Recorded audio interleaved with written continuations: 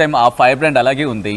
But big boss హౌస్లోకి enter అవుతున్నప్పుడు ఏంటా ఎంట్రీ అది, అంత ఫియర్స్గా ఇచ్చారు. శ్రీజ దొరకని పాపం అటాకింగ్కి ఒక్కసారిగా మొదలుపెట్టింది మాధురి అనుకున్నారు చూసిన వాళ్ళంతా కూడా.